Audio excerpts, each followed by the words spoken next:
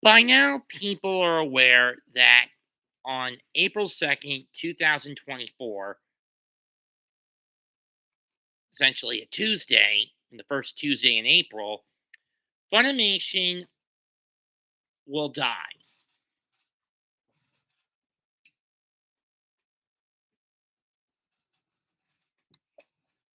quote unquote, i.e., the Funimation brand name will be dead. But is this a good thing?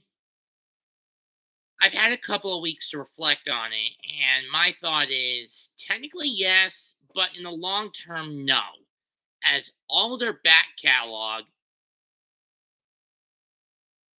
everything that was in the Funimation catalog will be automatically shifted to Crunchyroll.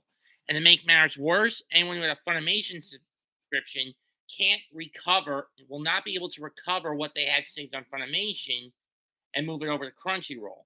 And on top of that, the yearly subscription price, it's going to double. Well, roughly from $55 to around $100 a year just to keep the damn thing. So essentially, you're going to be burned for almost 9.99 for a little over 9.99 a month with your Crunchyroll subscription.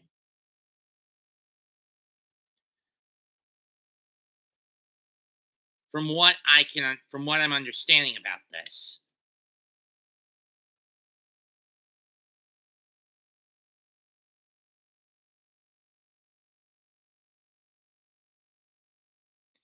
Maybe Raph, but can we focus on what's at hand and right now? Now, even though the title says Funimation Dead, my thoughts, which is what this is, my thoughts on the whole situation. Funimation is not dead as in the sense that the people inside the company are dead. It's the brand name that is set to expire in the next 6 or 7 weeks.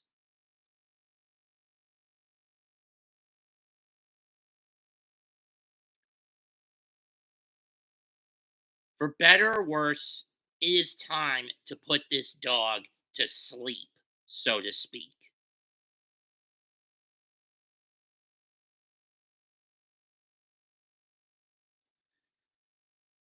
And let's just say, since at least 2017, the company got a massive amount of backlash from cultural appropriations that were, i.e., dub alterations that were hit or miss, more miss than hit, to choosing to double down on wokeness, to the Vic Mignogna case, which is a microcosm, which in this situation is a microcosm, not a macro, to basically burning various fan bridges with their to the many of the VAs burning a lot of bridges with their fans because of their attitudes prior to and since the Vic case.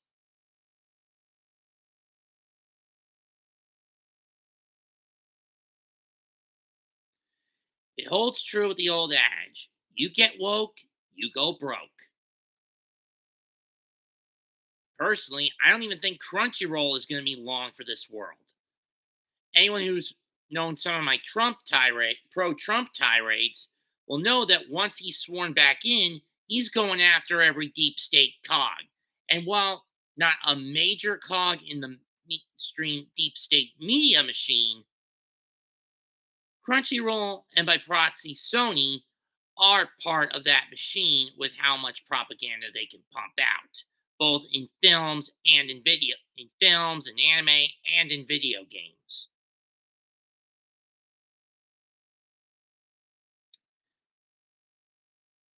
And once certain investigations go boil are exposed and reopen certain cases,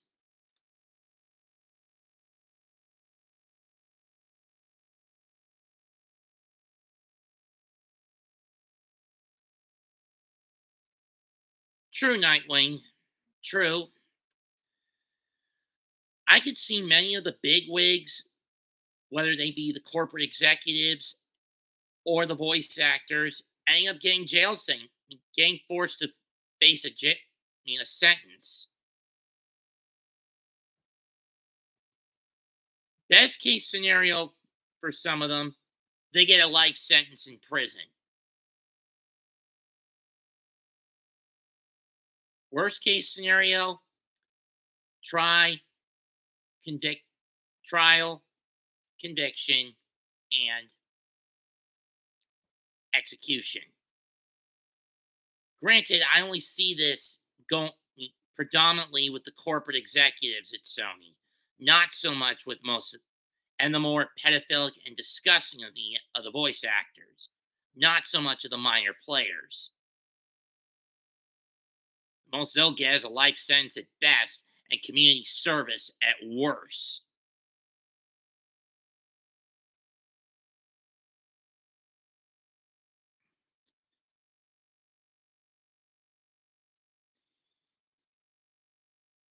I know I'm going a little bit down the political rabbit hole, but I do think this is where this could end up. And it's one of my main reasons I don't even think Crunchyroll is long for this world. Nor is its sister streaming platform, High Dive. For those who don't know what High Dive is, that's basically Sentai Filmworks' streaming platform. Most, as it has almost the entirety of the Sentai Filmworks works back catalog. Even if that damn house mostly support does isekai, ecchi, and harem trope trap titles.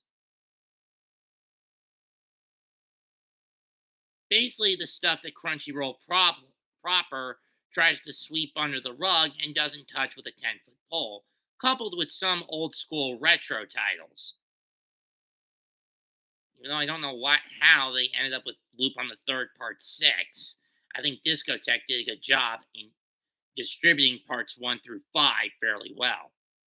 Well, once they got their hands on the license after Funimation dropped it, following parts 1 through 3.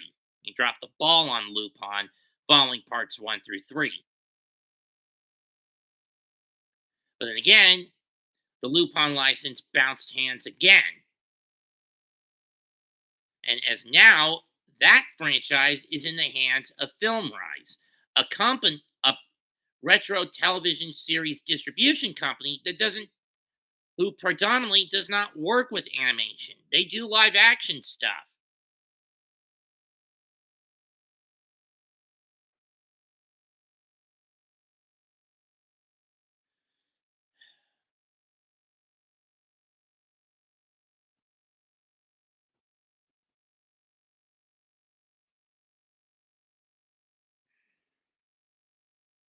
And that even includes a few titles that Funny's Crunch let the ball drop on. The most prominent app drop the ball on. The most prominent of these being Kenichi, the Mightiest Disciple.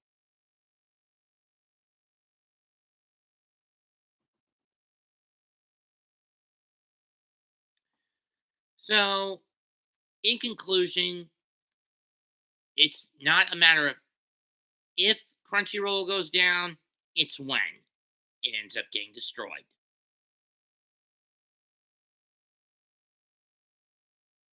Especially if the media gets Schedule F'd.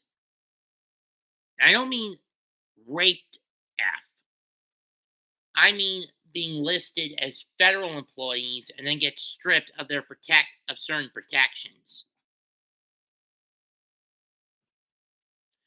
Granted, the Schedule F Act was more designed to target government officials in agencies and in the Congress. But that being said, those are my thoughts on this.